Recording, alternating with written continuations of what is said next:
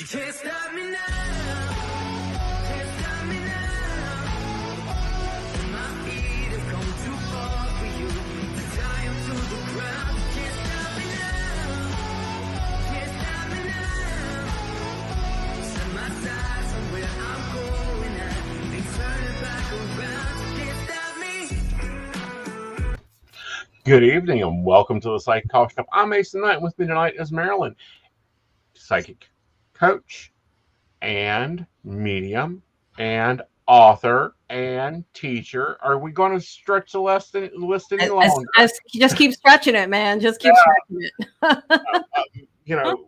And that happens in our business. Yes. I mean, at least, with me, I started out with this little bio and like a few little degrees, and now it's like a whole page by itself. And you've got a new book out. You've got more than just one, but which one did you come out with now? Oh, well, this is really my main one. But can I just say something? Yeah. First of all, you have two of my favorite things in your background. Okay. Are everybody who's psychic, can you guess what it is? It's the owl and the Brooklyn Bridge. Ah, cool. Very cool. I love that because I'm from Brooklyn. Okay, so the book this is really my main book. The other two things that are on there are like little ebook things that I did. This is guides, mystical connections to soul guides and divine teachers. And for the life of me, I can't remember the friggin' title because I didn't title it. Right. So I always have to look at it, but that's what it is. That's totally understandable because, I'm like, I always space out on the book titles and I never know which one we're popping because you've got a lot of stuff. And like most of my guests do, you even have a training course for us psychics. Yes. How different. Yeah. Yeah. I love it. I stopped doing readings a while ago, private readings, because I was really tired of people coming to me and just like handing me their life, like big decisions. And you know what this is like. Oh, yeah. And it's like, you could just do this for yourself. You don't need me. And everybody's gifted, as we both know. So, right. I often say it's, I run marathons. You may run around the neighborhood. Right. It's totally different. It's perfectly okay. So what brand of cigarette are you smoking? I am smoking Marlboro Menthol Black 100s. Holy mackerel, man. He is a serious guy. Yeah, they got rid of my originals. My originals were Durrell Light 100s menthol. And that's what I started with at 3. It's what Dad went to the store and got after, he got tired of the doctor got tired again and woke up at 3 in the morning. And then I moved. When I got older, I went to Salem because I like the darker menthol. I get more of a breath from it. And they stopped making those, and now I'm on to Marlboro. I used to be Marlboro Lights or Parliament. Ooh, Parliaments are nice. Find them anymore. There's a lot of older brand cigarettes, and the flavors aren't the same anymore. Oh, interesting. I quit like many years ago. It was a hard thing to quit. I have no judgment about it. I could care less. I was a smoker for years. Yeah. For me, I'm one of the few leftover that was prescribed cigarettes. Oh, interesting. Yeah, I was born with severe asthma. Up to the point I would have asthma attacks and they'd have to put me in the hospital. Wow. My father worked with the state, so we had a bunch of, all the doctors on the insurance was Army doctors, Navy doctors, that type of thing. After about the third time he had to get pulled into the hospital to book me in, he says, when you get discharged out of this hospital, you take them home and you start them smoking. I am tired of this crap. I love it. Love it. Yeah. Well. And every time I've tried to quit, I go right into having an asthma attack. I'm like, no, it's just really, yeah, fascinating. I wonder if it's because you're like in breathing. Because smoking, I used to like when I used to work in TV in production, and I enjoyed smoking because when they stopped smoking in the building, and we would go downstairs and you take a break, and it's kind of like was like a meditative thing for me. Totally. Right. Well, for me, what it is it's the heat. Oh, for your lungs, yeah. Yeah, to force them to open up because, asthma patients, bronchiolitis close down, the vessels close down. The heat forces that to naturally open up. Interesting. All right. Mm-hmm. Guess we weren't expecting to talk about that, but I'm sure people talk to you about it anyway. They talk to me a million times. When you're going to quit? When you're going to go to a vape? Never and never. Yeah, I didn't even bother. See how Yeah, psychic? Like, I'm not even bothering with that. yeah. So tell us about your book. It's different. Yes, I'm excited about this book. So this is part of the Common Sentience series. I believe you Mhm, interviewed Anna Maria Vasquez, who's a good mhm. friend of mine. Yes. And what I love about the book is the first part is all about guides, what I think guides are. And I don't say this just because it's me who wrote it, but I have a different take, I feel, than I have Okay. seen out there. Okay. It's not to say that other people don't have this take out there, because there are Mhm, many amazing people out there.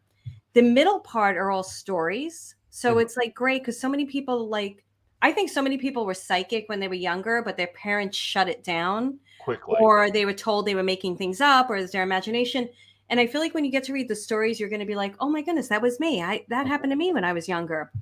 And Yeah. then the last part is my favorite. It's all experiential, because I don't believe in lecturing. I believe in giving you techniques and tools, really fun ways of doing it, Mhm, so that you can learn and see, oh my goodness, I can see, I can hear, I can feel, all that. So, mhm. and then the appendix, you're going to actually meet a guide, your own personal guide. So Cool. you want to go there and you want to pick a number from 1 to 10 and meet your guide. That's Awesome. the book. So, what's your view on guides? Well, I bet we have similar views. My view on guides is basically energy. So it could be trees, it could be planets, it could be crystals, it could be ascended masters, it could be angels, it could be color, it Mhm. could be light, it could be numbers. It's really anything that you feel. It's, for me, it's an intimate relationship. You really have to develop a Mhm. relationship. But for me, guides are direct reflectors of your soul, and they are here to shine the light on your soul so you live in alignment with it. So Mhm. guides can come in any type of Right. incarnation, any type of thing. What about And you? What- in my view, and my guides, they act very much like my personal assistants on the other side. They Mhm. pull files, they bring out the information, they do that. I don't allow them to channel. I try to keep that under control because I like control over my body. Yeah. I've got a very much New England view of they're here to help me, get me through this life, get my clients through this life, and get us all the hell out of this camping trip from hell. Yeah. Are they toasting marshmallows for you or making little Not yet. s'mores? I've been really working on David on trying to get him to deliver me coffee, but it hasn't worked. No, wouldn't that be amazing, man? You Yeah. like get it. Walk the dogs. So, yeah, I agree with that. I feel like we're here to co-create together, and this is the Mhm. thing about me and the way I feel is that it's whatever works for you. Yeah. It's Nobody has the exact answer. Nobody really knows what happens at the end of this world, the end of this life. Like, Mhm. we're all kind of figuring it out, and it's whatever works for you. Right. And it's how it all balances itself out.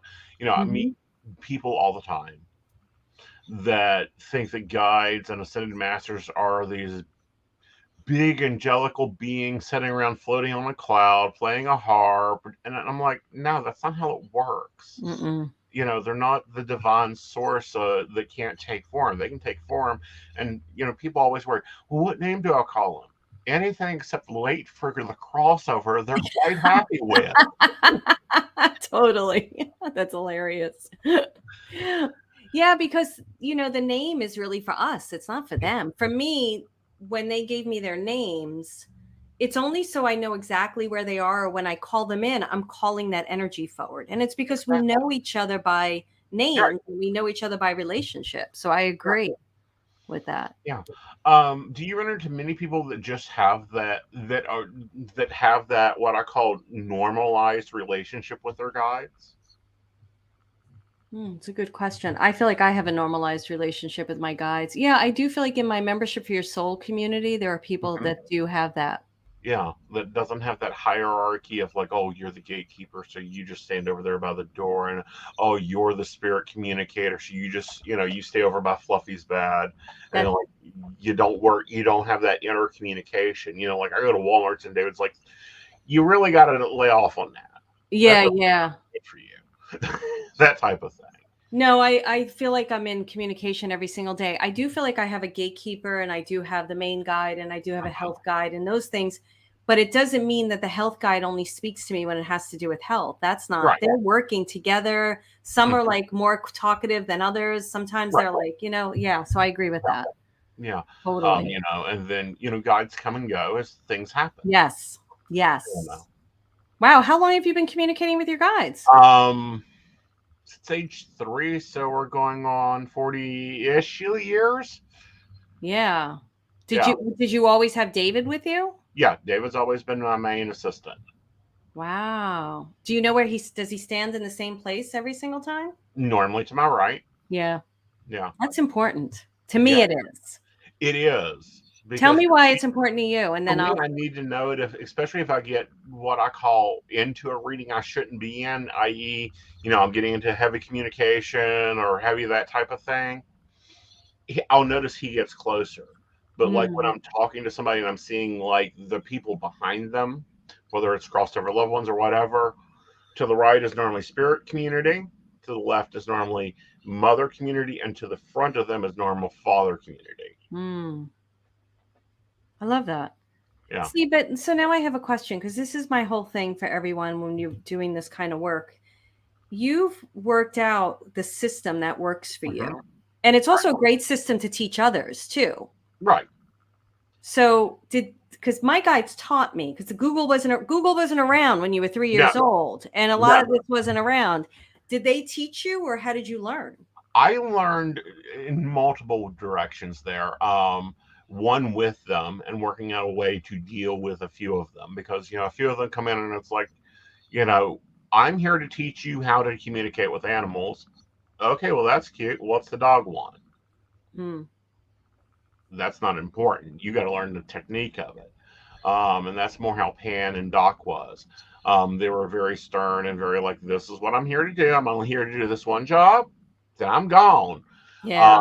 Whereas David's been with me all the way through. Like I can remember trying to learn the cards, and I had the hardest time with the Five of Cups, which is my favorite card. And he's like, "Look at the cups, draw." Because my grandmother taught me the old way, where you have to draw the card and you have to learn the symbols in the Oh, card. cool. Yeah, it was a great way to entertain a 5 to 12-year-old in the attic while she was working on other things. I'm trying to remember the Five of Cup card because the Three of Cups, the fish is in it. What's the Five of Cups again? The Ace of Cups is where the fish in it. Three of Cups Oh. is celebration. The Five of Cups is not. Oh, right, It's looking at celebration. what Yeah. you've lost. Wait, Five of Cups is what? I talked over Looking you. at what you've lost, but not paying attention to what you Yes. still have. Yes, I remember that one. Yeah, I do have a class on tarot, so yes. yeah. That's great. That's your favorite card. That's my favorite card. Rider Waite, Five of Cups. Yeah, I do the right away too. I think it's a great way Yeah. to learn. I love it. I've never heard the idea of drawing it Mm-hmm. to learn it. I think that's phenomenal. Yeah, that was the original way before printing was done. Oh, Before they were interesting. mass printed, you had to copy the person teaching you deck, or they had to make it for you. That was Hmm. the old way of reproducing the cards. Wow. Yeah. I like that. Huh. I teach drawing your guides, which I think is cool, but I don't think I've ever done drawing the tarot cards. So I'm gonna borrow that. Yeah, go for it, honey. It's a Right. great Yeah. way to get into the little symbolism, like the white roses, which Mhm. represent purity, and paying attention to like the hit. Because there's a lot of Patricia put a lot of hidden symbolism into the tarot. Mhm. Okay, so if you're working and if you're working with the old traditional Rider Waite or a version of it, not an upscale version of it, you will miss a lot of the symbolism that's not talked a lot in public Mhm. writings, and you have to go and dig out like what's the symbol of the white rose, and that starts out in the fool's hand Yeah, yeah. Yeah. all the way through the tarot and all the lessons in it. Yeah. My Yeah. favorite card. He's my personality card. Oh. The Fool. I love him. Yeah, no, I like that. I also think it gives you an opportunity to experience clairvoyancy because I'm always teaching like you're the instrument. So the Hmm. way I see, the way you see are going to be two different things. Hmm. So if you play with drawing the cards, you're going to have a different experience of that symbol, even Hmm. Very besides. much.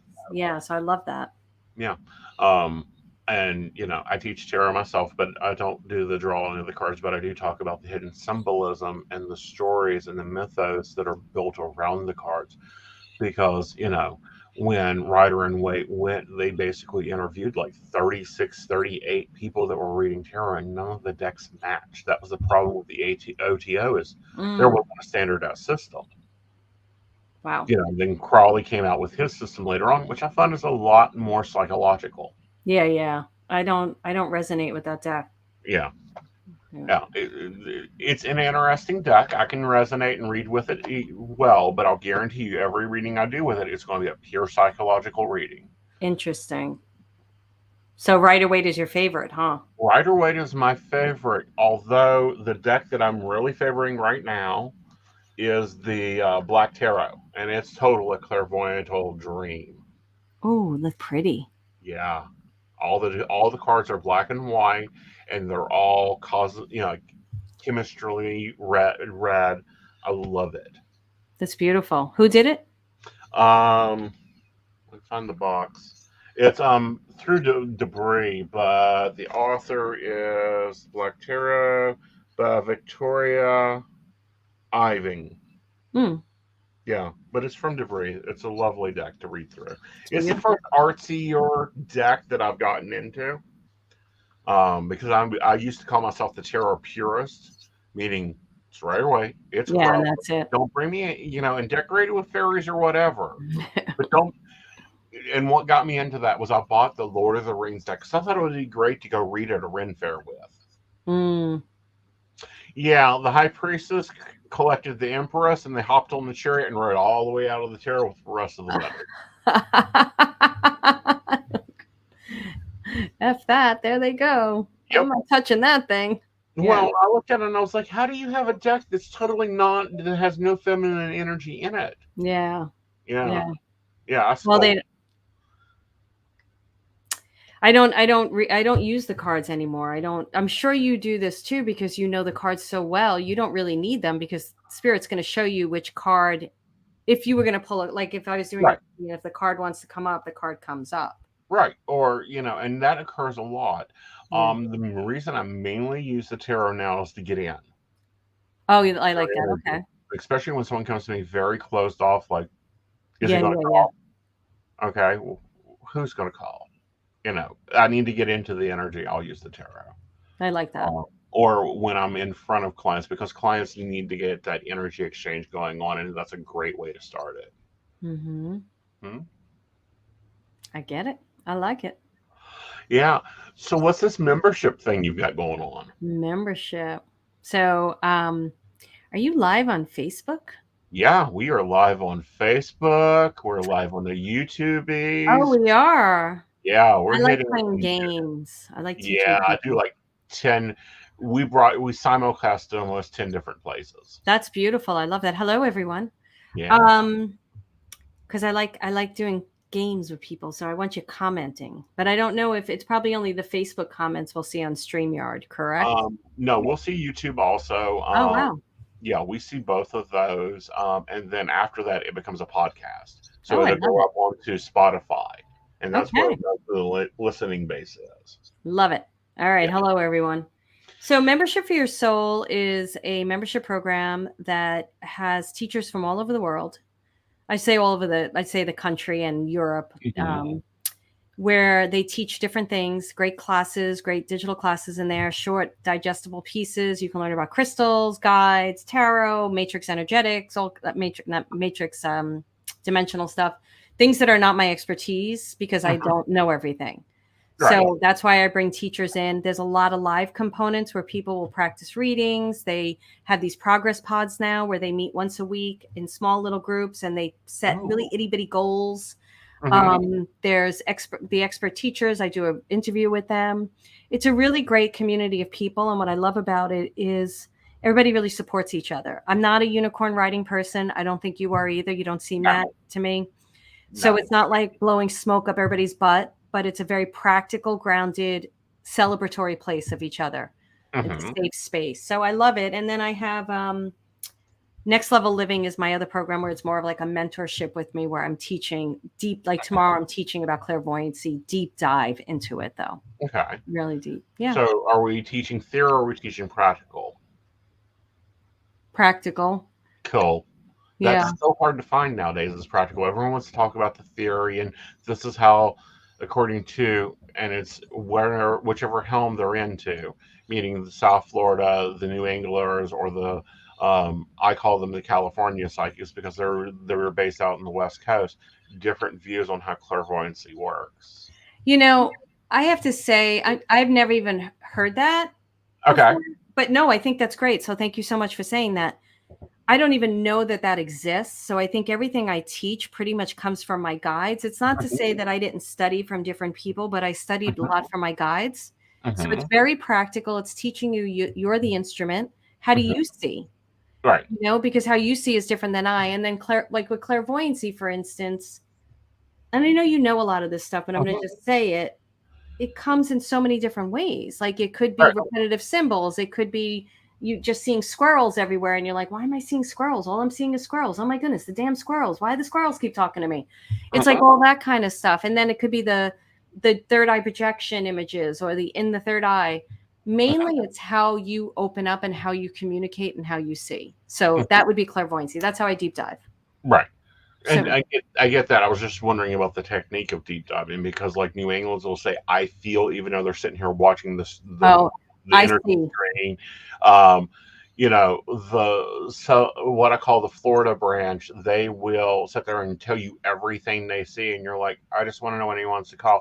Well, I see a beach ball, and I see him talking to this girl and talk, and it's 2 hours out, and you know the West Coast was like, do you even care about him? Because I'm looking here and you guys aren't going to marry. That's hysterical. Yeah, and I love watching different mediums, and I can almost pin where the clairvoyant or the medium has trained at by how they read and their style. Yeah. I got to say something, Hmm.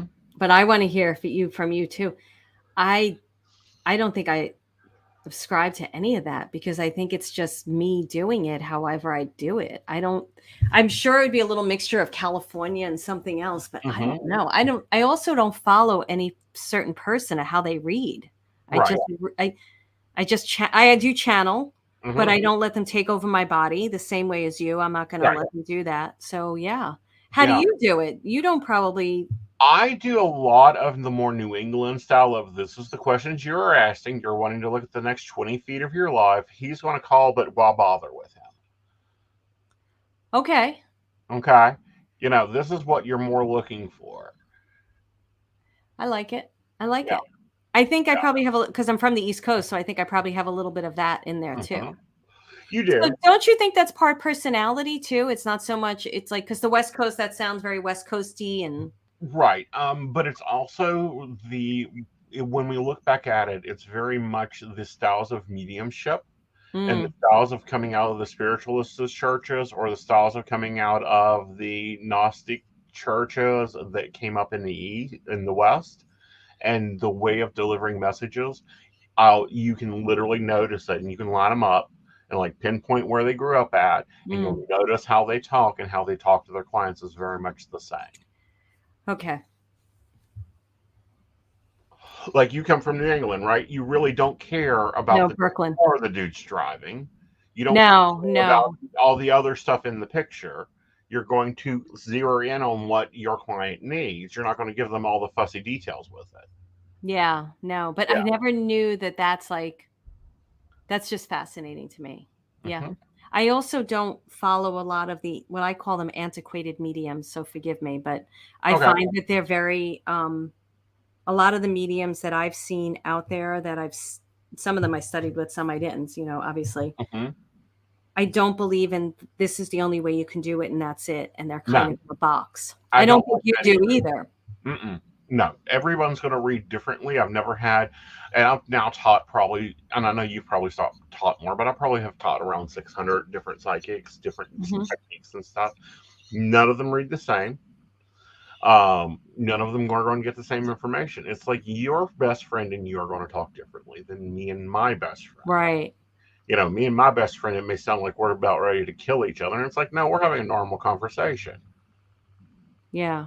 I agree with that. And I also think like there's something you just said, I got to get it back, best friend, how we talk. I always say like if there was like I don't know if theta healing is a thing anymore, but if there was like 100 let's say 100 Reiki healers all trained with the same master, you would still get a different healing from each person because they're bringing through their own type of energy, even if they're following Reiki to the T. Yeah, you're So going I to, agree and with they're the same way. And it is, I don't know if it's still a thing. I mean, but it's still happening. It's still working. People are you. still doing it. They may label it a new thing. The marketing department at some of the bigger places may set it up to be something else, but it's not the same. Yeah. Yeah. Love it. That's great. I love that. It was a very interesting conversation. I think I do my own thing in my own road. hmm I don't know. And that's perfectly fine. That's the Yeah. important thing. And that's the thing we've got to break. And what I Yeah. mean by that is we have clones out there. And, some of them have techniques, and I'll call them on the carpet. Long Island Medium and her ethics, we got to talk. Okay. Tell me why. Walking up to somebody in a grocery store. Yes, I don't agree with. No, heck no. My grandmother would have decked her out and beat her up. Well, hasn't it happened to you? It's happened to me, and I've been like, get the F away. Well, it hasn't happened to me because I stay more in like the southern part of the country where we have a little bit of things. But no, you don't do that. Yeah. You never go and, push a reading on somebody, or read without permission. I agree. Psychic ethics are a big thing, and I don't think that they're being brought up enough. No, I agree. I heard Alison Dubois call it a drive-by reading. I don't do drive-by readings. And I'm like, oh my goodness, that's such a great term. I agree. Right. I don't like that at all either. Yeah, I don't like an intrusion. Right. And there's a lot of good art that is being lost.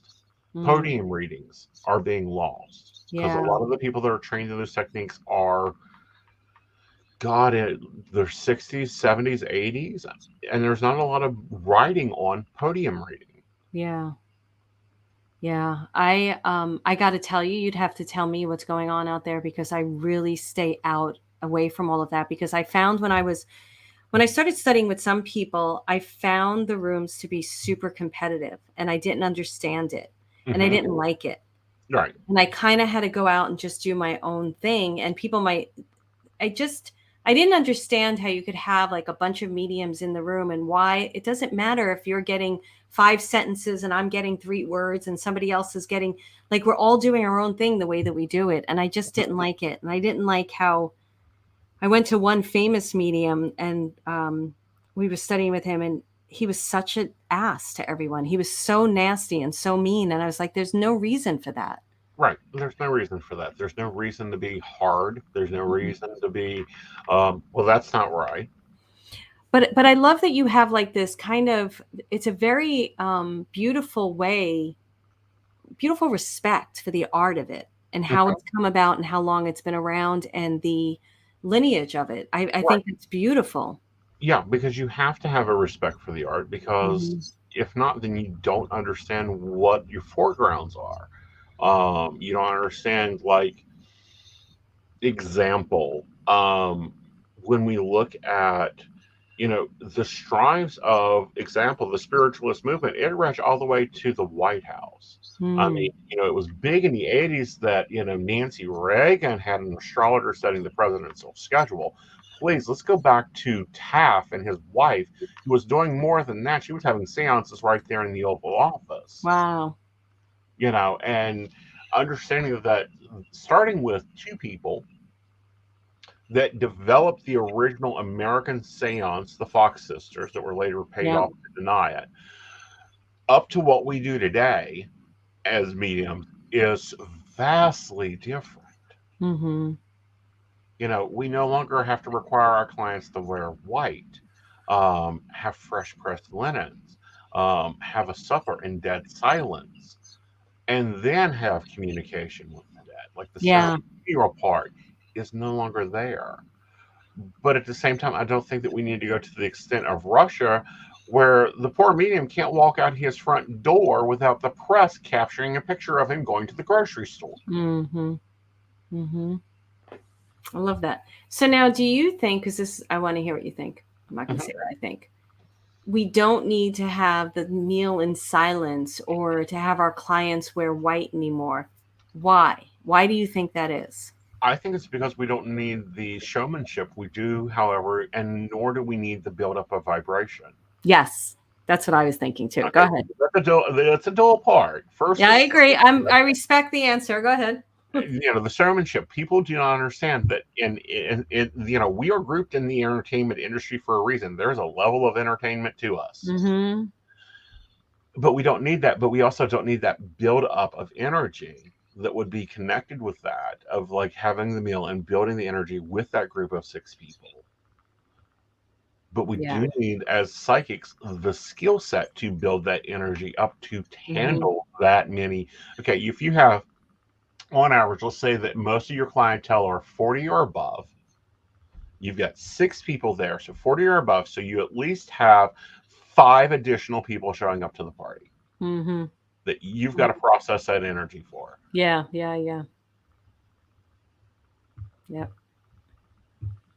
Yep. So how do you raise your vibration? A lot of exercise, a lot of staying in alpha mode, a lot of it's kind of like I get there and I just stay there as much as I can. Like I power read, line them up, give me 20 clients, I'll have the best day ever. Yeah. Because you stay in that energy. That's why. Yeah. I couldn't do breaks in between when I was doing it that much either. I did breaks and then I'd still be in that space and there's nobody. I'm like, wait. Yeah, I understand that. And that the other level of that is a lot of times it's taking and not going in break mode, not getting caught up into the this is why I have like I have a whole planner system and everything to keep what I call the mundane life under control.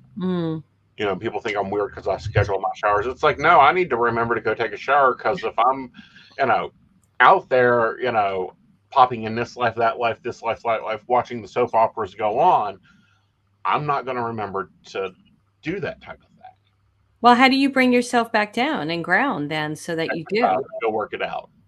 Go do the mundane, wash the dishes, sweep the floor, that type of thing. Right. To bring you into the earth plane. Yeah. Huh. Okay. Yeah, like I said, I don't do it any longer, but when I did, it was, it was meditation. In the beginning, it would take a while to raise my vibration. Then after a while, it was like that, really quick, which I'm sure it is for you too, because how long have you been reading for? 25, 26 years professionally, 4 years before that privately, non-professional. That's a long time. Yeah. For me, it's every day. When I don't read, I get headaches. Interesting. So you have to be reading clients? Yeah. If I don't take clients for like a day or so and I'm not channeling information, I'm not, writing or something like that, I will get migraine headaches constantly. Well, I think I could relate to that because I journal every single day. I'm usually meditating or channeling some type of information, but I got exhausted by doing clients. I think it's pretty great that you didn't get exhausted. You don't get exhausted from it. I found that I couldn't do it anymore. What? What other things were going on?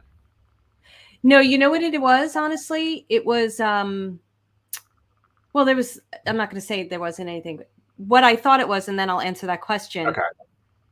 Was the space I was holding for my clients. I felt it was becoming at a detriment to myself. I cared too much not about the readings, because I knew how to get myself out of the way and let it come through, but I cared about their lives. I cared about them, like, were they doing well and stuff like that. That's what I felt.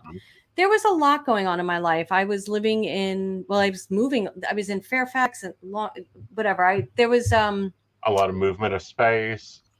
There was, and I think there's been a lot of transformation and a lot of internal change going on. So I think during that was happening, and I feel like this is much more my thing.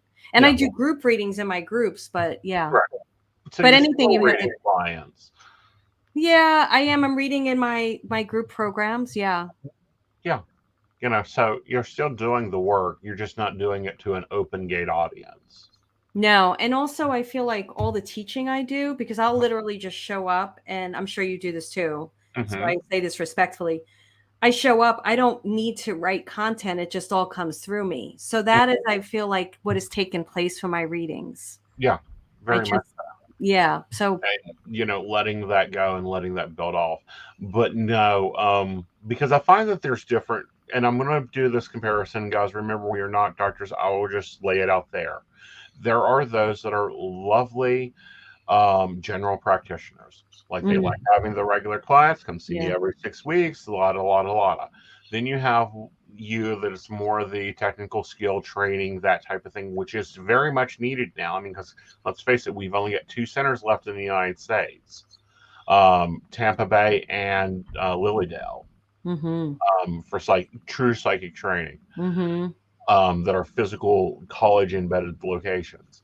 And then there's me, and I'm more of an ER doctor. Get me in there, get me out. I love it. Yeah. So wait, I have to go back because I'm sure your audience has heard this, Mhm. but now I have to hear it. Did you say collagen based? College based, meaning you College go based. through their programs. Yeah. Yeah. I know Yeah. about the Lilydale one. I don't know about the Tampa one. Tampa Bay is I can never say her name right. Anastasia. Anastasia. And Okay. she is John Edwards' professor. Oh yeah. That's not Yeah, I've heard of her. I remember I like yeah, him. Yeah. yeah. Oh, that's But she great. does a lot of training down there. And actually, where she's at, I don't think it's the same geolocation, but that's where one of the original medium spiritualist camps were. Mm. So it's kind of like interesting that she starts this training program up literally within the same geolocation. Yeah. Yeah. Yeah. Did you study at either of those? I have studied at Lilydale, Mm-hmm. and then I've done a lot of private study. Mm-hmm. And then I got a lot of things to do with the ULC when they were offering real courses. Because the monastery there has offered many courses over the years, and some of them are, the teachers just stop teaching. Yeah. That's what happens a lot. It's like they just move on, or cross on. Yeah. Yeah. Then they're teaching from the other side. Yeah, I don't know. The one that was teaching astral projection. I hope that she has found another job, preferably like torturing the archangels and getting them trained or something. Was she difficult? She was very much militant. Yeah. My tarot teacher was like that, so I get it. Yeah, yeah. Oh, but that's interesting. I didn't know all that history, and I like that. That's yeah, I Yeah. like it. Yeah, I mean, and that's just the U.S. I mean, the British have much more history, much more training. Well, they have stricter protocols, don't they? Too, in some They ways. do. They have very much stricter protocols, which is a good and a bad thing. Yeah, I don't know that I'd want to be controlled like that, but yeah. Well, here's the benefits, and we get them in here all the time. Hi, Facebook user. Contact me for DM. I've got an immediate. Oh yeah. Yeah. No. They ain't going down in the British society. Let's talk about that a second. Okay. Let's talk about those people who do crap like that. Well, one of them not psychics. What? They're not psychics. No, but poor people fall for it. Oh, they do, honey. And in Britain, there is recourse. Yeah. In Britain, there is recourse for them. There is recourse for behavior like that. There is recourse for like the psychic in Florida that stole like $100,000 in the lady's house and car, because all of those was cursed, and had to be turned over to her. Oh my goodness. Yeah. Okay. I'm getting an education here on the psychic coffee shop. Well, it happens. There it's really simple. You get certified, you take their courses, you do your bookwork, you have your tax benefits, you have your general license that allows you, like any other profession, to practice. Mm-hmm. Here, no, they don't even have a tax bracket for us. They, depending on where we live, is if we can practice or actually do our business or not. Example, there's two cities in the state that I can't live in. Oh, because they won't allow it? They will not allow it.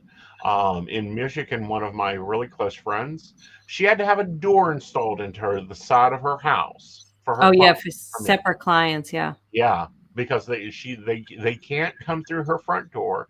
They cannot be She cannot book appointments on Sunday, Monday, or Thursday. Oh my goodness. Oh, it's ridiculous, some of the things that's laid out there. I'm like, are you shitting me?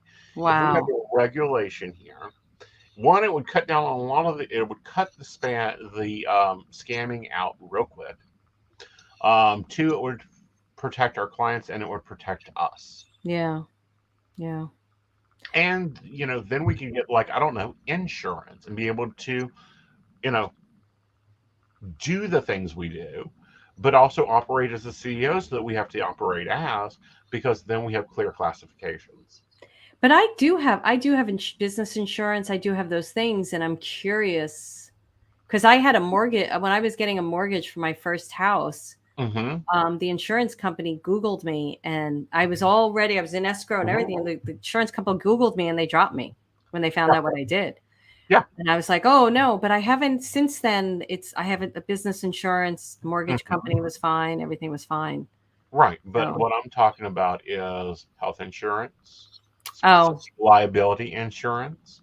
Do you know the hours of conversation I've had to spend with an accountant explaining that, yes, that is a tax write-off.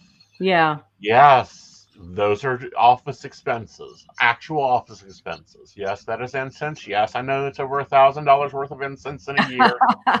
Yes, that is an office write-off. It is, though. It Yeah. is. So are tissues. I need And tissues for my clients. cell phones and internet. Totally. I remember one of my first business accountants and she's like, I can't tell the IRS you spend $175 a month on internet, and I'm like, yes, you can. My business is internet based. That's like saying I can't spend that amount of money on power. I wonder if it's the state you live in too, because I never had that problem in California. It is. It is. Yeah. California is much more, well, and they're much more set up out there. Yeah. Yeah. That's funny. Oh my goodness. Okay. Yeah. Learning all sorts of things on the psychic coffee Yeah. shop. That's great. Yeah. I like that you have these principles, and it sounds like your grandmother, it runs in your family. So it was Very much so. Yeah. Well, she's Romanian Romney. Oh my goodness. Yeah. Yeah. She has principles and ethics and opinions, and Yeah. this is how you do it, and That's great. You're doing it right. And what she meant by right, but it's not there helping the clients. Yeah. So what has been your hardest wall to break with your students? With my students? Yes, with your students. It's a great question. Mind chatter. Their mind chatter gets in the way, so they think like, I'm not seeing, I'm not hearing, I'm not feeling, I'm not sensing. And then I'll sit and work with them for a tiny bit, and they're like, holy moly, I can totally see, I can hear, I could feel. But they doubt themselves in their heads so much. They think it's not true. And of course we teach, I'm sure you do too. It's like to move that out of the way and let everything come through. Mm-hmm. But they'll be like, why am I seeing a rose? I'm seeing a rose. Oh, and they'll just wipe it off as coincidence. That's been mine. I don't know what yours has been. Hi, the pendulum path. Sorry, I know this is on a podcast. You're perfectly fine. Yeah, go ahead and talk about it to them. My biggest one is getting them to stop doubting themselves. Yeah, that's great. That's true. I think the mind chatter is what is the doubting too. Yeah. So I agree with that. Yeah, of like, oh, I can't be right. Yeah, you are. Mm-hmm. But I want to say this, then say it. Oh, I can't say that. Yes, you can say that they're a fucking idiot for dating a man that won't do X, Y, and Z. Mm-hmm. What was what was one of your most ridiculous things you said? And it was like to show this point of view that you say it, you don't doubt it, and then your client's like, holy F, I can't believe that happened. You just said that. Well, I was reading a party, and this dude sits down. He did not want a reading. Mm-hmm. Did not want a reading. Had no interest in being there. All right, fine. I'll entertain the wife. That's like, you got to look at this. So we're laying the cards down, and I'm like, so you're getting ready to file bankruptcy, are you? And, and he looked at me and goes, who told you that? And I was like, nobody. Flip it out. And I'm like, within 18 months, you'll be buying 2 businesses. No, I won't. I'm at the point of bankruptcy. I'm like, I don't care if you're at the point of bankruptcy, hello, blah, blah, blah. This is how it's going to be. I spelled it out to him. Went back to the party the next year. He bought the ticket to come see me and tell me that I was right. Yeah, that's great. But you didn't doubt. You just let it out. And even the guy's like, no, no, no. And you're like, nope, telling you this is what I'm seeing. Yep. And, that, or, someone will call me and it's questions I have no knowledge of. Medical stuff I can't touch. I'm in one of the states that has a very tight, you cannot touch medical. Yeah. But they'll call me about car problems. And I'll be like, blah, blah, blah, blah, blah, and I'll just spit it out there. I know 3 things about a car. You turn the key, you fasten your seatbelt, the oil goes in here, and the gasoline goes in there. All I know, I can sit there and just take the problem apart for them. Love it. Yeah. And then some of the things that I flippantly say, and it turns out to be so accurate. I know. But that's the cool part. See, you consider yourself a medium, right? Mm-mm. You don't? I'm a psychic. I have medium skills. Okay, so this is where I have a problem. Okay. I'll tell you right now. So why do you think, how do you categorize, how do you define medium? Medium is someone who can speak to the other side. Okay, so that's my problem. This is why I don't like antiquated mediums. Mm-hmm. To me, everything I get in a reading, and you're going to tell me what you think, and we can disagree, is from my guides, which is from another dimension. I am not reading what you're wearing. I am getting everything from somewhere else. I'm getting information that the person doesn't even know, like you said, in front of me. That is mediumship. That is channeling. It's not just speaking to deceased loved ones, in my opinion. Okay. I see your opinion, but here's my difference. Mediums are taught in the way it works for me. If I'm mediumshipping, I'm talking to the dead. Okay. If I'm psychicking, I'm looking at the future. I'm dealing with this plane. So it's like for me, it's a total shift, and psychic work takes. I can sit and do psychic work all damn day. Boom, boom, boom. He's going to call. He's not going to call. What the hell were you doing? Shopping in the clearance section. Blah blah blah. Mediumship. I can do about 5 of those a day, and I'm done. Like I'm toast. Roll my office chair to my bed and dump me out of it. Yep. Yep. It's not what I agree with, but that's okay. And yes, we know all mediums are psychic, but not all psychics are mediums. That is a thank you for sharing that pendulum path. Everything that I would do in a reading would come from the other side, everything. So whether it was a deceased person or it was their guide. So that's where I differ from those conversations out there. Yeah. And that's an important part to look at is there's differences, and those differences are fine. That's the more interesting thing about this work. Yeah. In India, psychics and mediums are put into the same box, but they're held to they're taught a very different standard of health. They're taught that yogic health theory, and they're pushed that way. But in England, it's like, do whatever. And we've seen that. I've seen that come through our industry in the United States. Everyone right now is on to crystals, and they're going to go back into herbs here soon. And it's like you can just look at the marketing and how the books are coming out and where things are headed. It's like 6 months ago, everyone was talking about, if you want to develop your skills, you need to go to the Amazon and eat these mushrooms and do the shamanic training, and it'll just open everything up. And I'm like, no, it won't. Yeah.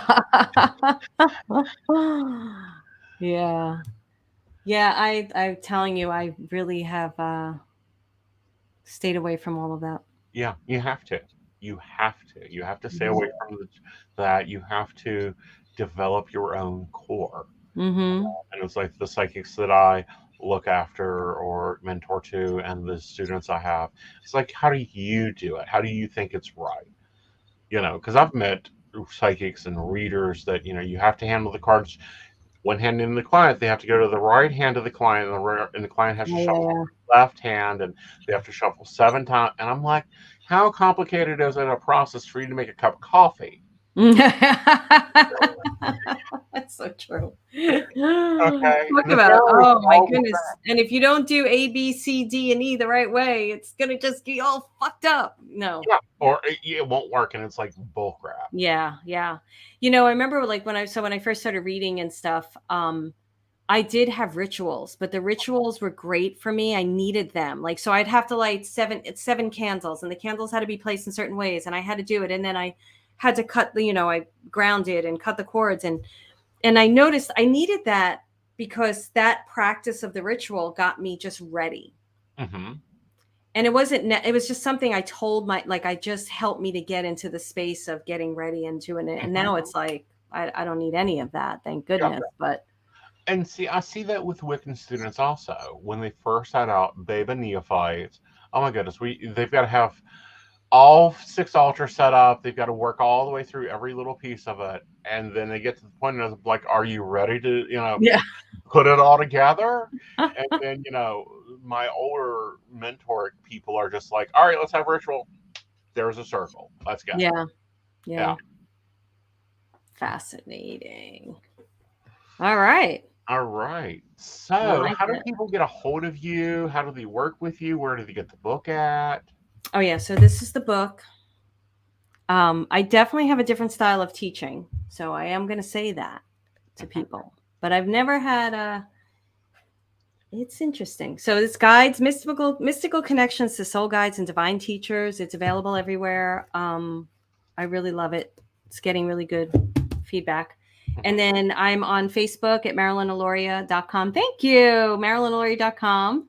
And then Marilyn Alauria 1 is my business page. And then I'm on Instagram as Marilyn Alauria. Cool. And that is me. And I'm very active right now on it. Mm-hmm. And have you moved into the world of TikTok yet? No, I'm not. I don't think I'm going to be doing TikTok. How about you? I don't have anything against it. What? I am. Yeah, you loving it? I love it for multiple reasons. One, I can go in there and I can't go live yet because I don't have enough followers. I can go in there and I can watch these new readers coming up and be looking at them going, Yeah. I'll be back in about 4 hours and we'll see if we can pry you out of that chair. Yeah. They're going to read all day on live. Okay, we'll have fun with this. We'll have fun with this. I love watching the growth and the changes within the industry. You're good that way. I like that about you. Yeah, watching the trends come and be like, okay, this is where we're going to head. Because we've already done this. I mean, back to the old days when the first networks, you dialed in, you pressed in your 8-digit code, and you heard, hi, this is operator 23. I'll let you know when you get a call in. Mm-hmm. And then you turn on the worst elevator music in the world. Yeah. And you had to have a headset on, and you sit there and you listen to the word. You hear beep beep, got a client for you. Beep beep. Hi, this is Aeson at extension 42138. How can I help you today? Yeah, I didn't do that, but well, you were in LA, honey. They were basically beating your door down. Oh, yes, very true. It's very true. You're totally right about that because you didn't have that opportunity, and I did. I've been out to LA. I enjoyed reading out there. But no, I'd be in one of the houses that has the concrete fence all the way around it and a message box out front. Yeah. Yeah.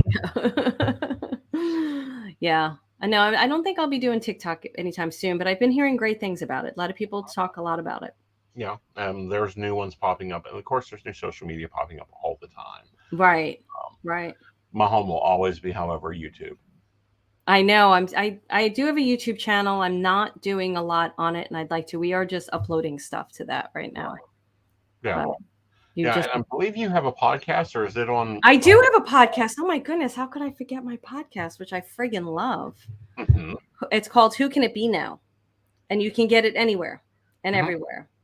Mm-hmm. And I love it. It's getting good feedback. I teach a lot on it. I do meditate. I'm known for my meditations. I do some meditations on it, walking journeys. So I tell stories. I do talk about business. I do different things like that. So I do have a podcast. Yeah. Very cool. Well, thank you, Marilyn, for joining me for a cup of coffee. Thank you. You too. Thank you, everyone. Bye. Bye. All right, guys, let's take our break. And when we come back, we'll be talking hot topics with Joe. Bye.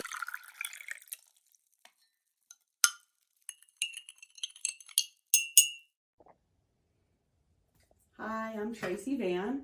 I provide a blended reading consisting of mediumship, psychic, and tarot cards. A reading from me can cover any guidance you need from relationships with your partner or your family, spiritual, financial, any questions you may need clarity on. If you would like to book an appointment with me, check out my website, tracyvann.com. That's TracyVann.com. I have bookings from 15 to 60 minutes you may choose from. That helps if you just have a quick question, need an answer, or if you're looking for a reading in more depth, I'm here to provide the guidance and clarity for you. Let's just figure it out. Bye. Hi, I'm Dottie the Psychic, and I'm sure you're wondering why I'm not wearing any makeup. Well, one reason is to irritate my social media manager, Aeson Knight. Hi, Aeson.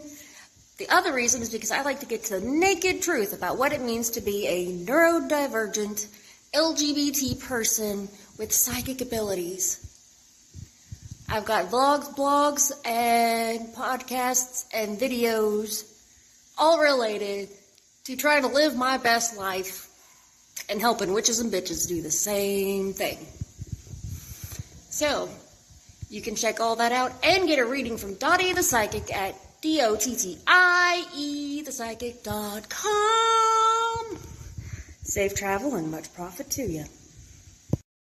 Hey everybody, Lady Gwendolyn here, and I am here to tell you how to get in contact with me and a little bit about what I do. I am the High Priestess that works with shadow work to help you grow and heal. And I work with access bars, Reiki, I do power forms. I'm recently getting into crystal healing, sound therapy as well. So you can go to Lady Gwendolyn Healing, that is LadyGwendolynHealing.com. Book your appointment with me. I do in person, I do over the phone, I do over Zoom. We can do that as well.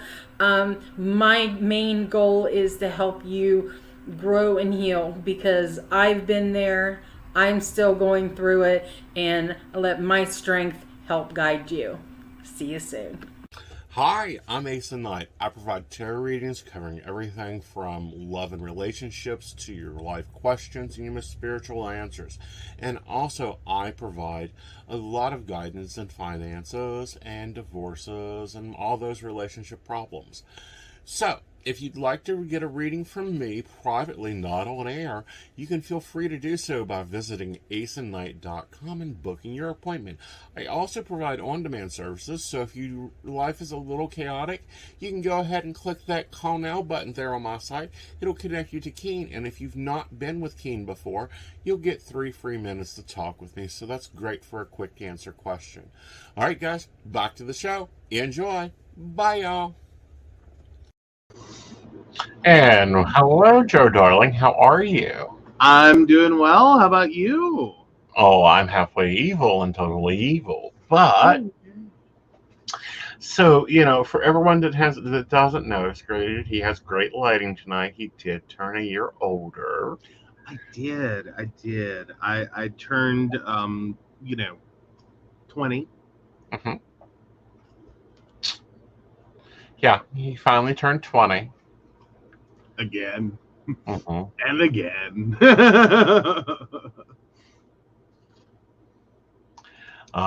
Yeah. It was kind of nice for the whole nation to be celebrating your birthday. Well, at this point, though, it's kind of normal. Really? This is what happens when your mom when both your parents lie to you about your birthday. And, it gets attached to the 4th of July. It's not the actual date. Mm-hmm. It's a couple of days before. Yeah. But yeah, it was quite lovely. Mm-hmm. For the whole nation who chose to celebrate your birthday instead of, celebrate, they keep, and this is what I do not get. They always talk about independence, when actually it's more of a rally. It's more of a celebration of we ain't fucking taking this anymore. Mm-hmm. So, what did you think about all the social media out there? It's like, I'm not celebrating the 4th. I can understand that. Okay. I can seriously, truly understand that. Okay. And I know for me, it's not like kind of weird. It's not necessarily so much that I celebrate the 4th of July as like, I just really like fireworks. Mm-hmm. Like, I don't know what kind of tool that makes me. Maybe that makes me the biggest one of all, but so no, it wasn't going exactly to a 4th of July celebration. It was going to, hey, there's free fireworks. Cool. Mm-hmm. Just because those are so ingrained with my birthday, it's kind of hard not to. Right. Like, hell, even if I stay home, there would have been fireworks. Yeah. But, but my more important part here is I think over the last 60 years, we've lost the real meaning of the 4th of July. Mm-hmm. What's your opinions?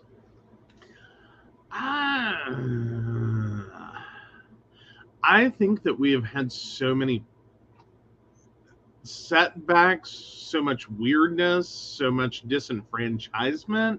Mm-hmm. I can kind of get why one would be like, what are we celebrating? Right. Like, just the impending, like, will we have the right to vote? Like, what's next year going to bring? Right. So I get it. I do. I really do. But no, what I'm talking about is what I'm going to call the rewashing of holidays. The rebranding of holidays, The rewashing. the rewashing. Yeah. Because they don't really rebrand it. They just wash over what it really is. Well, I mean, if you look at any holiday that's fundamentally, it becomes a commercial event. Mm-hmm. Right. It's a sale, it's a day off work, it's a whatever. Mm-hmm. And Terry Lee, sure, she would be happy to read for you. You can go visit her website and book an appointment. Yep, pendulumspath.com. You can also hit up West Virginia Psychics, and yeah. There you go. Yeah, but no, like the rebranding, the rewashing of everything. It very much is like whitewashing. Yeah, very much like whitewashing things, because it is. I mean, hell, at the point in which Walmart tried to take over Juneteenth, and did it in the most like, were you listening? Kind of like, did you have a clue? Right. So yeah. No, I think you're going to find that with about any holiday. A large part of that's going to have to do with the, like, where educationally it's been taught. As to what is this day, why does this day exist, what are we looking to do on this day? Right. What is the history, what is the cultural significance, why does it exist? But then again, if you go around the world, I think you would find much the same. With any holiday. Right. Like, Yeah. Because, the rewashing of it is it's about independence and declaring independence. No, it's not. It's about telling government to go fuck off because they were under the, George III, or Crazy George, as we all know him, because he was later declared insane by his court.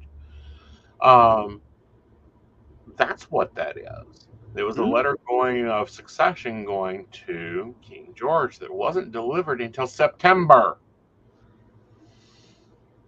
Hey, mail was slow then. No, Ben Franklin had to deliver it by hand. Just saying. Took a hot minute. Ship does take a bit. Mhm. All right, I'm gonna pop out and grab a pack of cigarettes, and I'll be right back. You can go ahead and talk about the "Are you an asshole?" Alrighty, so let's move over to that one. Let me get that in front of me real quick. So, yeah, this is a fun one. Am I the asshole for giving my wedding photographer a bad review? I got married 2 months ago. Was a moderate affair, open bar, nice dress, no kids at a slightly more upscale place than I would have liked, but I guess you only live once. We hired a photographer through a company, a mid-sized place that assigned you an employee. We met with her a few times to go over expectations, venues, etc. No red flags, nothing weird. Day of the wedding, she shows up in a sheer white blouse with lace, completely see-through with no bra. I noticed. My husband noticed. Everyone noticed. I and most of my guests just spent the evening trying to look away. Although all through the reception, I could overhear people talking about it or joking about it. My husband and I had a good laugh about it after everything was done. Just sort of a, what the fuck was that? Did that really happen? I guess every wedding needs a weird story. At least mine didn't involve a guest. A couple of weeks ago, we got the photo package. It was good and in line with what we paid for. 2 days later, I get one of those automatic emails for a survey asking how they did. Overall, I rated them well and even rated the photographer well, except for the professional category. I gave a 3 out of 5, and in the box filled in that I felt her clothing could be more professional. A manager called me for clarity. I explained the outfit and said it wasn't a big deal, but wasn't really situationally appropriate. Manager didn't say much, but sounded serious and thanked me for informing them. End of story, right? Well, nope. On the weekend, photographer girl shows up drunk on my lawn, wearing 3 bras, and starts screaming at my house. Long story short, she was let go from her job and felt I was the asshole to blame. Eventually, we had to call the police to have her removed. People I know are torn. Some think it was funny, and I should have let it go. Others think it deserved to be called out. Am I the asshole? Not the asshole. Yeah, I'm there. Like, granted, yeah, it's funny, and I think the bride has gone a long way in recognizing that, okay, this was just one of those weird things that happens. Mm-hmm. And had fundamentally let it go, but was honest when they did a survey. Mm-hmm. I just can't imagine. Like, there's just a lot to the story there. One, I could understand if the outfit were, like a mistake. Like, you didn't realize how sheer the blouse was. You didn't realize how much was showing. Like, you hadn't worn that blouse before. Like, I don't know. Anything could have happened. And you were unintentionally showing more than you thought you were. Mm-hmm. I would hope it would be a situation that, like, this was not her one and only mistake that got her fired from this job. I would really hope that, the employer would have heard that, went, okay, let's talk to this employee, figure out what happened. But it would depend, though. Right. Like, did you have other things going on there and this was just the last straw? Well, not only that, but I'm thinking about it, it's the wedding. This would be like us hiring a photographer for our wedding and him showing up in a jock strap. No, I don't think I would put it that far. Because this wasn't, I don't think, it still doesn't sound like the choice was intentionally inappropriate. It sounds like the choice was unfortunately inappropriate. You see what I'm saying there? Right. Like, it would, I don't even know for a really a best guy equivalent.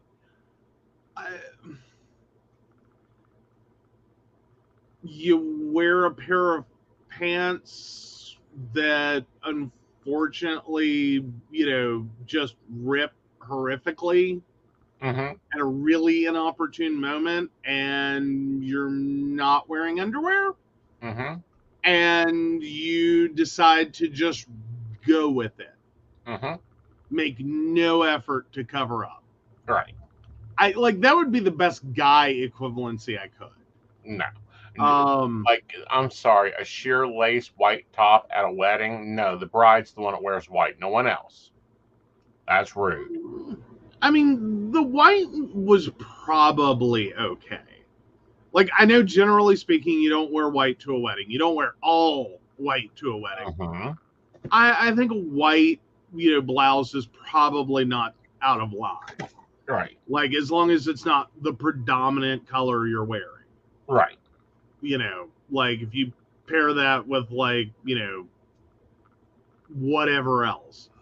Right. And the other part of that is you're a photographer that day. You're going to be in different stances, different moods, flipping, flopping in different ways to get the angle that you need for your photos. Mm-hmm. I have seen you on photographer duty. I dress you nice, but in clothes that I can throw in the washer. Yep, basically. But at the same time, you also like you don't want to look bad at a wedding. Right. Like you don't want to be the guy in, or the girl or the whomever, in t-shirt and jeans because you're going to end up like in weird positions, weird places, crouching, etc. Right. Trying to get a photo. So, but like you don't want to go to the wedding dressed like that either. Right. I'm just thinking this was, as I think it sounds like the bride thinks, this was just a horribly bad, unfortunate blouse choice. That it wasn't really an intentionally bad choice. Mm-hmm. It was just, it didn't go well. It wasn't professional attire. Yeah. Well, even if it were, it was professional attire that would have needed a lot of extra. Mm-hmm. To help. Right. Again, I'm thinking there's a possibility this was just a really unfortunate blouse that someone did not realize was see-through. Mm-hmm. I'm sorry, it's easy to tell that a sheer blouse is see-through. I mean, generally speaking, yeah. Like, again, not knowing what it was, not seeing the actual article of clothing per se, Mm-hmm. I could let it go with it was a really unfortunate choice. Mm-hmm. That it was far more see-through than one imagined. Right. I mean, it happens. Right. And more so, I think that it was a really, again, a bad choice. Wasn't professional dress for the activity they were doing. And then to show up on the front steps of that's where that falls apart next. Yeah. Sorry. I can understand, like, here, and that's kind of the jump in the story, is we don't know what this employee's done before. Mm-hmm. We don't know if this is a situation where the employer was like, okay, that's it. That's the last fucking thing. Right. I would hope that it wasn't a one-shot deal. Mm-hmm. Like, she made one inappropriate choice for work attire. Right. And immediately got fired. Right. Kind of sounds like that wasn't the case. Kind of sounds like that's exactly like, I really think it sounds like the employer was just like, this is one more thing. Right. In comment section says you're too nice. Lace, no bra. We all know lace shows what's under it. You're too nice. I would have given an employee a second chance on that one and been like, do not ever do that again. Mm-hmm. Like, no. Yeah. Like, the client had every right to have picked up the phone and screamed their head off. Right. To have you immediately replaced. Right. And it's someone's job that deals and lives on reviews. I'm glad she did an honest review. Yeah. And I mean, was really decent in the review, that it was Yeah. the one part where it was like, yeah, no, that could have been better. Right. Like, that needs improvement. Which was a fair assessment. Mm-hmm.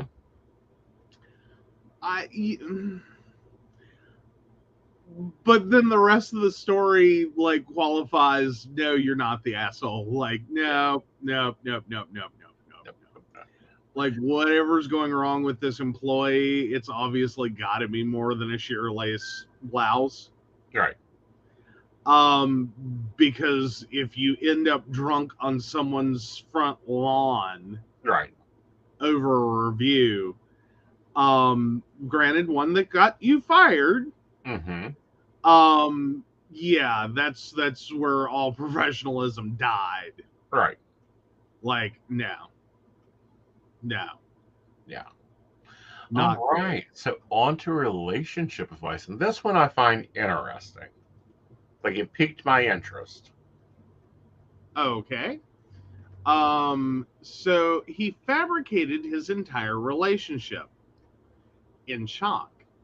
I started dating a guy a couple of years ago. When we talked about our exes, he said he had one girlfriend before, someone he dated for around 9 months, and they split because they had, quote, different ideas of life.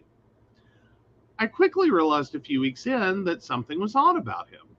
It felt like he had zero relationship experience. In bed, he seemed like a virgin the first time we had sex. In our interactions, he didn't understand normal relationship things. I had to explain everything to him. It was like dating a teenage boy. He was early 30s at the time. He then turned extremely abusive, shouting at me all the time, hurling insults, etc. I started to wonder if he had treated her the same way and how she had managed to cope. After considering it for a while, I reached out to his ex to see if he had treated her the same way, the abuse. Her response completely shocked me. She said she had never dated him, they were only friends, never touched or kissed him. I am honestly disgusted. He told me intimate details about them. Told me they had sex, told me she cried when they broke up. Turns out all of it was a lie. He was a virgin when I met him. I was his first relationship. He even told me that she wouldn't moan as much as me, didn't need as much reassurance as me, etc. She told me they were friends and that's all they ever were, and she blocked him because of his weird behavior. I feel so creeped out and disgusted. She was shocked too and sounded disgusted that he would make up an entire relationship. I honestly had no idea he was lying. None at all. Thoughts? Run. This is the bridge of a psychopath. Yeah. Like, that's one of those...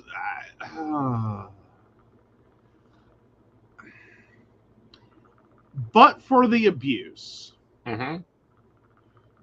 I think if he had just made up a relationship, okay, like, I think it was one of those moments he didn't want to sound like a 30-year-old virgin. Right. Made up a relationship. Okay, fair enough. I think anyone could be understanding of that. Right.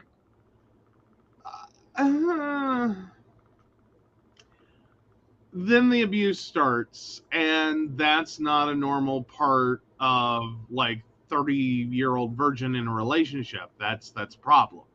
Right. But then when you get into how deep his like lie went,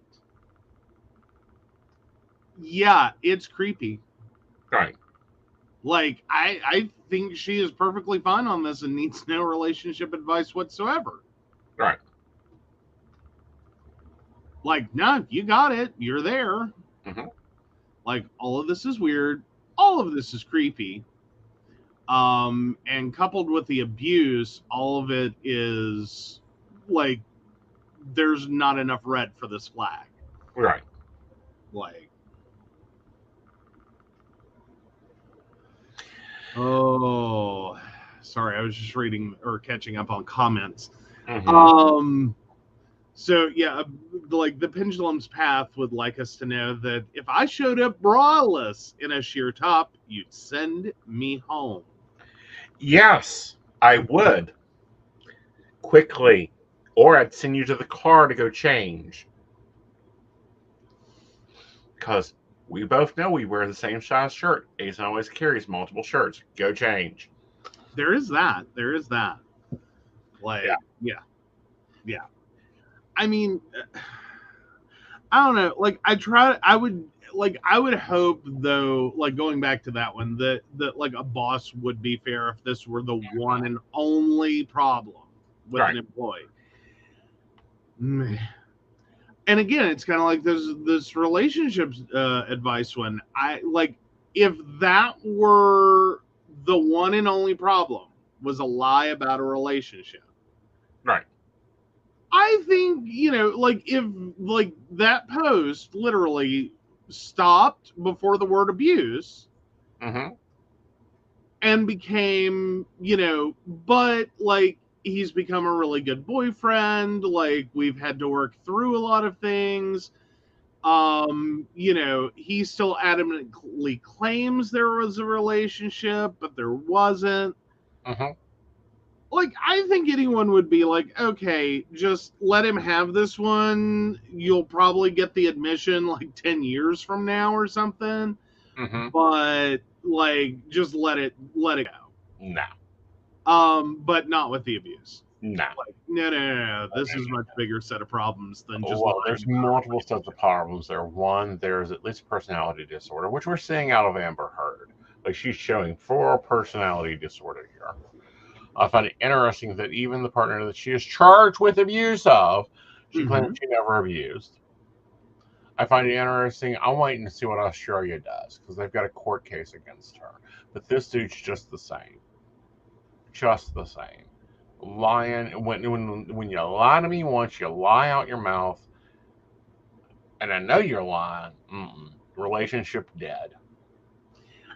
Again, I think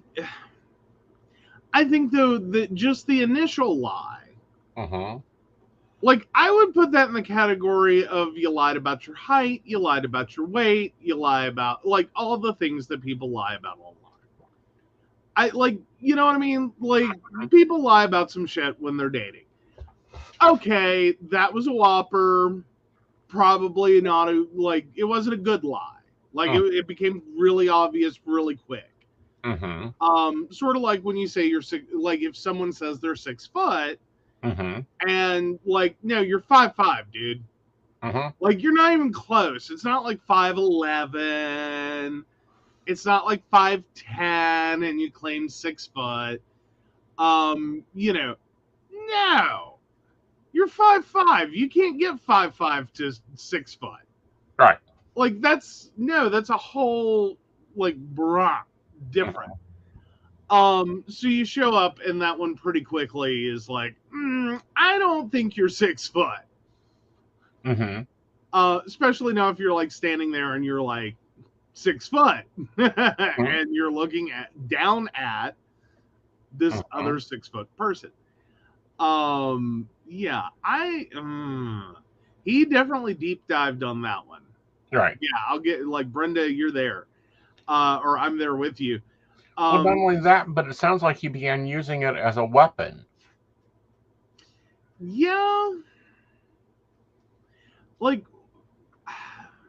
sorry, it sounds like he began using it as a weapon. Yeah, well, but fundamentally, though, if it were just the lie, if it were just the lie, not everything else that came after, but if it had just been the lie that they were in a relationship, and okay, maybe he had to fake some details to, like, perpetuate the lie he's already told. Right.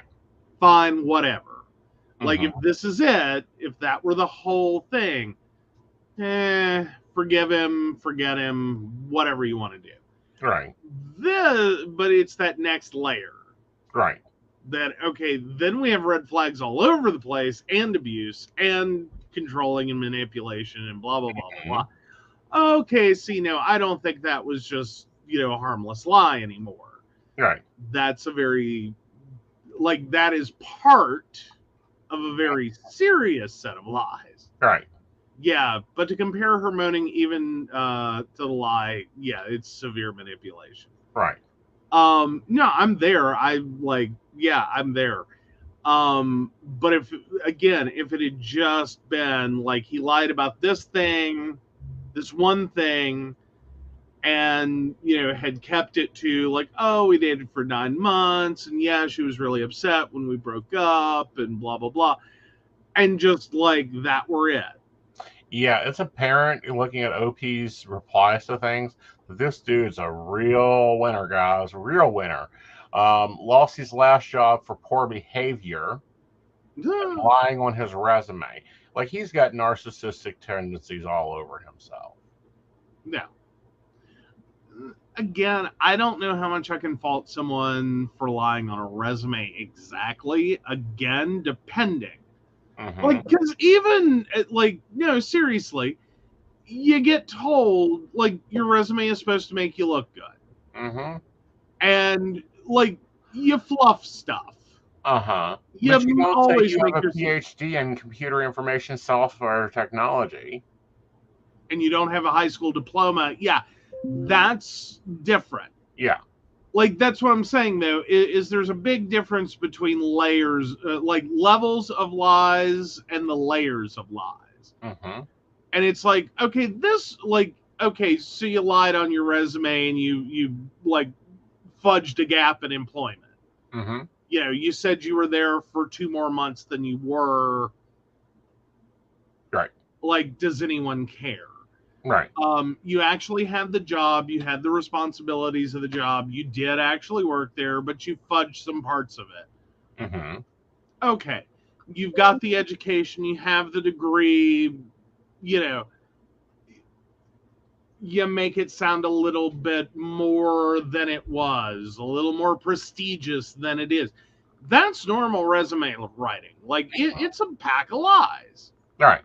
Like, but like, this dude is totally in a fairy world. What scares me more is he believes that he had a relationship with a friend that they were only friends with. Well, but see, there's the question is, and that is fundamentally, how big is the red flag? Yeah. Like, blood red, the size of the banner over the Fort Bragg. Well, but moreover, what I mean is does he actually recognize and understand that this was a lie? Or is this a wholly invented thing in his brain that he truly believes occurred? Right. He truly, apparently, is still insisting that their relationship was more than friendship, and says it was a relationship. And what else do you call that if you're not in a relationship? We were closer than friends. Still, like, that. Okay, so it sounds like he's at least admitting that, okay, well, it wasn't a relationship in the traditional relationship sense. Like, he's like trying to split hairs. It's just there's no hair to split. All right. Yeah, that's more problems. Yeah. Again, I mean, because part of it can also be like, how do you react when you end up caught? Right. And if you start trying to modify, well, okay, it wasn't a traditional relationship, blah, blah, blah, blah, blah. Is the word you're looking for stalker? Yes. Like, was that what it was? Were you stalking her? Yeah. No, and I wasn't stalking her. I just broke into her house. No forwarding address. Well, still though, it's just, yeah. I don't know. I wouldn't have problems with the original lie per se. Right. Like, if he had said it threw some details in there because you have to. Right. And then later you found out, okay, no, that's not at all what happened. It would be forgivable. Right. But that there had been this whole layer of after layer after layer of like manipulating with the relationship, still claiming there's a relationship, even though you have clearly defined there wasn't. Right. And then the abuse. That's the bigger flag to me. Right. Like I really like I think that's a sign of how screwed up in the head he is, but that wouldn't on its own be like okay, this is you need to break up with him for that. Right. Like, no, it's the abuse, honey. It's the abuse. Yeah. Like, even if he had been honest and been like, no, I'm a 30-year-old virgin. Right. The abuse is the relationship killer. Right. This is just another layer of like, well, that's some bullshit. Right. So, yeah. Yeah. We were going to dig into the Supreme Court, but I want more time to dig into a few of what we're looking out of SCOTUS. And I'm also waiting to see what happens with SCOTUS. Because I don't think we've heard the last of their bullshit or the repercussions of their bullshit. Yeah, probably not. Yeah. Like it's going to be a long summer. It's going to be a long summer, and it's going to be a long, long fall. Yep. So we're going to put that one on hold. Anything else? Well, you also got new toys for your birthday. Your husband was very nice to you. Yes, I got an iPad. So yeah, I finally has an iPad, and I actually posted in Break Room. I picked up a digital planner today. Because you sent me to Etsy, and that's a dangerous place, is what I'm finding out. Yes. I think this was stickers. I have to say, because I went looking for your stickers that you needed for your planner. That, like, hopefully we could find to download and print those. Which I think we may have. But anyway, while I was there, I happened to find the ultimate planner on Etsy, and I cannot even complain. It was like $8. Right. Like, I spent like $8.50 something in there. I'm like, yeah, nah. Yeah. I can't even be mad. Like, I mean, and it pretty much holds to its thing. I will say that was the biggest nightmare to download I have ever went through. Right. Like, there has got to be a better system for digital content, like, delivery than what this person did. Like, oh my God. Right. Oh, but yeah. Let me double check that. I think that's the actual name of it, is The Ultimate. So I'll double check that real quick while we're still on air there for you, Brenda. And but no, and so anyway, yeah, I my month overview posted that up in Break Room. So you guys can always get that too. And yeah, it's the Undated Digital Planner 2022-23, because it comes in 3 different forms. There's an undated form, and then a 2022 form, and a 2023 form. It's all there together. But Good Notes Planner, iPad Planner, Daily Planner, Notability Planner, Android Planner, Life Planner. But it's called the Ultimate Digital Planner. Right. And it's got a sticker set to, like, kill for. Right. And we will be sharing the link attached in the Break Room for our Patreon, so they can go look at it. Not an affiliate link. We don't get any money from it. No.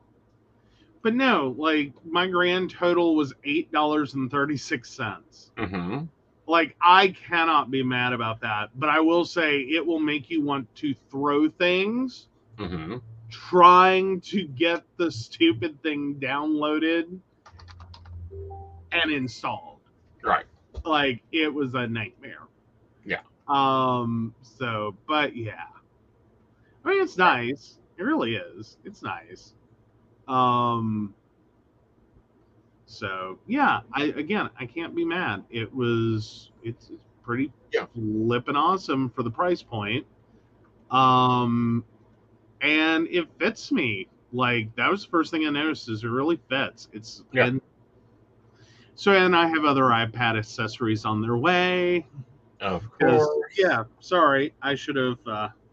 So yeah, not that everyone hasn't seen an iPad, but yeah, I got mine with a little folio case with the keyboard. Mhm. So yeah, got all that rocking. And then because I'm me, I went and got the Apple Pencil first gen. Mhm. So loving that. Totally worth it. Totally worth it. But yeah. Yeah. So But no, I think that you had a good birthday. Um, it's an interesting time, but we've kept together, keeping basic traditions moving. mhm. And that, and this year was even, a year of like, where are we going to take him to go see fireworks? Because you see fireworks every birthday, no matter what. That's the way it is. I Get do. over it. We're going to make it happen. Well, and this year just didn't want to cooperate much. Like, a lot of places did their fireworks for the 3rd. Mhm. And yeah, it kind of poured on the 3rd. It was a little nasty. So yeah, it was kind of funny. And then so the 4th, originally when we were looking at it, because we saw already that the 3rd was going to be a total rain out. Like, we had a whole day planned for the 3rd that quickly fell apart. Right. Oh, and Madison has a question for you. Awesome. But no, so then originally when we were looking, though, it looked like the 4th was going to be a total rain out too. So we like waited to the last second to be like, are we doing this? Like, are we driving all the way to Beckley to the convention center for fireworks? Or are we just going to assume it's going to rain? Right. And but no, it cleared up tremendously. It was really good weather.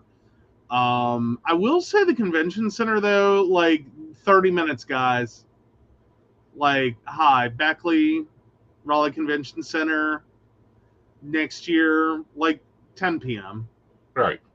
Like 9:30 was just a hair too soon. It was totally clear, almost totally clear skies.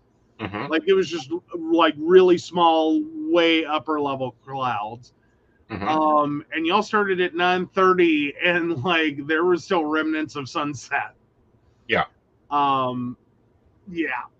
I would also say that I find it weird for the Raleigh Convention Center one. Like, it's just fireworks at 9:30. Yeah. That's all they had this year. Like, there were no vendors. Like, there's no entertainment. There's no, like, it's like, that's it. It's fireworks, period. Right. End of discussion. Nothing else. There's nothing else to that one. Right. Also, there's no traffic control. Yeah. But no, it was a good fireworks show. So yeah. Right. All in all, good birthday weekend. Good birthday weekend. Very good birthday weekend. Had a great time. I thought it was enjoyable. Yeah. Yeah. Took some time to reflect. Took some time to, apparently, I'm back to being a daytime person. Don't know what's going on. Seems like if I get into a certain vibration, it's daytime only. So yeah, you guys can find me on at daytime. Yeah. Well, you've been kind of bouncing around for a little while. I have, unfortunately. So I would put it to anyone is, if you want to talk to him, probably just check his website and see if he's online. Right. There's a good chance he might be, whether it's 2 a.m. or 4 a.m. or 4 p.m. or whatever. Give it a shot. Right. Because you have like, I Yeah. don't know what's going on, if like your body just recognizes it needs to bounce around to pick people up, but Yeah. you've been a little rubber ball. I have been, and I've been a little busy rubber ball. You've been a busy rubber ball. That's true too. So it is what it is. We're tired of trying to make sense out of it. We're just going to rock along with it. Hey, it works. It does. All right, guys. Well, we hope you've enjoyed this show. Let's take Madison's question. Madison's. Mhm. Yeah, Madison 12/15/2001. Is Josh talking to other girls? Looking at it, no. I don't feel that he is. I do think that, and when I say he isn't talking to other girls, it's kind of hard not to talk to the opposite sex, especially since, we don't live in countries where, he could be put to death for that. But I don't feel like he's trying to talk to other girls for a relationship. Mm-hmm. So there we go.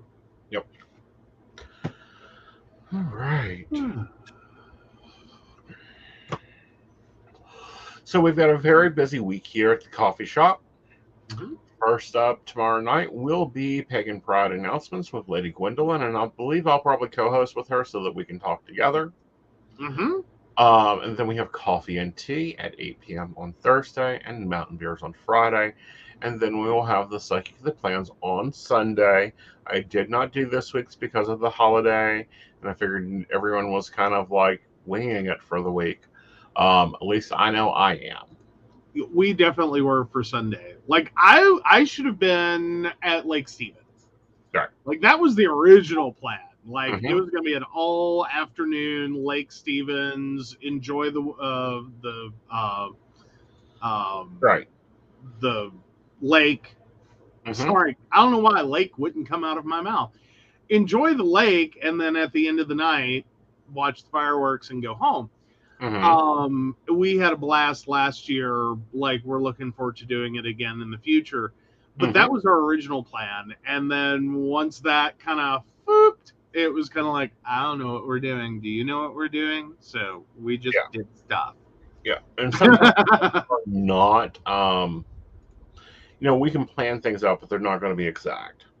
Mm-hmm. Just the way it is. It's not a bad thing. It's not a good thing. That's why planners have whiteout. It is. It is. Or washi tape or magical erasers like the iPad. Yep. Can you tell I'm loving my birthday gift? Yes, I am. Like I am. I've wanted an iPad for a really long time, and I've smacked my hand way too many times, going no, no, no, Mhm. no, no, no. We do not buy that. That's why I didn't even discuss it with you. You did not. You did not. You just showed up, and I got 2 bags, and one of them had the iPad in it, and I'm like, you got me an iPad.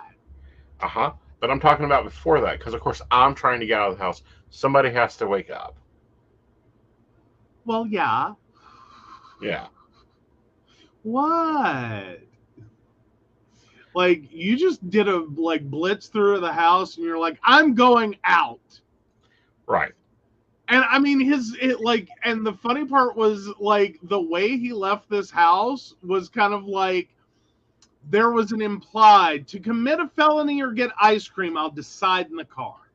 And it's like, okay, you go do you. Like, all right, if this is how this day's gonna go, because that was Friday. Mhm. And Friday was oh no, excuse me. Yeah, that was Saturday. That was Saturday. That couldn't have been Saturday. It was Friday. You had already we had my presence in the background when we did Friday's show. Right. So yeah, that's how Friday ran. Right. Not that Friday was normal in any sense of the word. If y'all remember, I was late. I was really late. Mm-hmm. I was barely even a year after Dottie. Yeah. So yeah. Yeah. So it was Friday, and I just had the mood of, I'm going to go do this. We're not debating this. I'm not talking it over with you because, I did technically break our relationship rule, but I think you'll forgive me. Well, yeah, but it was a present, and you were gonna break. I already knew, like, because you'd already told me what you meant to get me, Mm-hmm. and technically that would have broken the rule anyway. Mm-hmm. Just that one only broke it by like $50. Yeah. Because originally what he was gonna get was the heat press. Granted, along the way he was having the moment of which effing one. Yes. So he was just gonna go with quote unquote the big one.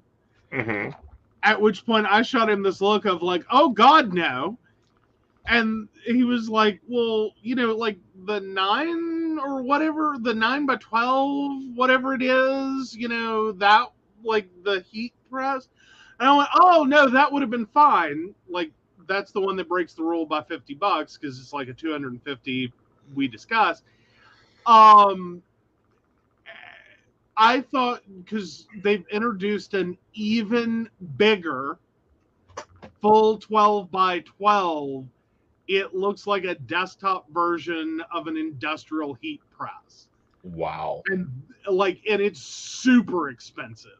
Mm-hmm. And so when you said the big one, that's where my brain went, and I went, oh no, that's not a birthday present. that's a mortgage. Well, yeah. Like, dang. What, honey? I don't go small for presents. Well, no, you normally do not. You do not. So, but no, a happy birthday was had by all. Mm-hmm. Like, we went out and ate and did some stuff. Like, we got to go to the King Tut Drive-In, which, if y'all get to Beckley, that place is awesome. Like, yeah. That was good. We got to do a lot of things. Mm-hmm. Also, if you're an iPad owner, I should mention, if you go to Walmart right now, they have the Apple Pencil, the one. That shelf sticker may say $120 some. It is not. They have not updated their shelf stickers. Because mine rang up for $100. Yep. So apparently they forgot to change some signage. So if you've been looking and waiting for that price to drop, now's a really great time to head to your local Walmart. And if you're a true Walmart hunter, Mm-hmm. you already used the app to scan anything you're waiting for the price to go down on. Well, yeah, but that's a hard one because that one is either like it's caged and it's behind glass on the shelf. Mm-hmm. So you really have to just keep looking at it in the app and go, bring it down, bring it down. Mm-hmm. So, yeah. Yeah. And then you have the compliment of, I'm going out, so that you can go and, when it hits your app and alerts you that prices has dropped. Prices has dropped. Mm-hmm. There is that. And yeah, but if you'd like to hear my full comments on the pencil, you can head over on Facebook to Mystic Computers and Mystic PCWV on Facebook, and you can see what I had to say about the Apple Pencil Gen 1. Mm-hmm. I think it was a pretty fair review. Right. Because I had a whole learning curve with this, guys. Both with the iPad and the pencil to just within the last couple of days to very quickly get there. Like, I'm loving it, but I will say the pencil is it's an interesting design. Mm-hmm. My poor little techie brain had some moments with it. Well, honey, your poor little techie brain has been getting a lot of work out lately. It has. Yeah. But yeah, Brenda says she loves her iPad and the pencil is worth it. Mm-hmm. I'll agree. It is worth it. Yeah, and then you've got something else coming for it that's paper. Yes, I've picked up. Now it is not. I believe the company is Paper Like or Paper Feel. There's one that's like a $40 2-pack screen cover. Or, well, it's a screen protector technically. That's supposed to give you a paper-like feel. I went with a different company because I was like, let me try something in the vein of it before I go dump $40, like $20 a screen cover or a screen protector. That was like, oh, that's a lot of money. For something I don't know if I'm gonna love or not. But it is supposed to make it more like writing on paper, so I'm excited about trying that. And also picked up a pencil holder that slides onto my folio case. So, because I will say that is like one of the weirdest parts is like, where the hell am I supposed to carry this? Like, I'm not dumb enough to put this in my pocket. I don't want to go out and get a whole bag. Right. You know what I mean? Like, there's nothing built into this cover that holds this. You know, and you found an awesome package deal that came with both the cover and the iPad. Right. I love both. And there's literally nowhere to put it on there. Right. Other than the route that we're going. I'm just like, I find that a little wonky. Right. Because it'll magnetically attach. But it's not secure. Right. Like, not secure enough for me to be okay that, I'm, am probably going to knock this $100 accessory off of my iPad. Yeah, no. Yeah. So something a little more secure. Yeah, something a little bit more stable. Oh, yeah. Oh, yeah. All right, guys. You guys have a magical evening. And we will see you tomorrow night. Yeah, I know. Like, y'all aren't getting rid of us much this week. But, of course, we do want to thank Beverly Walker, Mika G, Kathy, Mary Winfield, Brenda Bryant, Ashley Giss, Shannon C, Shannon D, the ever wonderful Lady Gwendolyn, Charles Shaw, Dottie the Psychic, Tracy Van, and the Laughing Tree Grove. If you'd like to learn more about us, the show, or how you too can become one of our Patreon sponsors, and receive all the wonderful benefits our baristas receive, please visit us at pcspnetwork.com. Good night, y'all. Good night.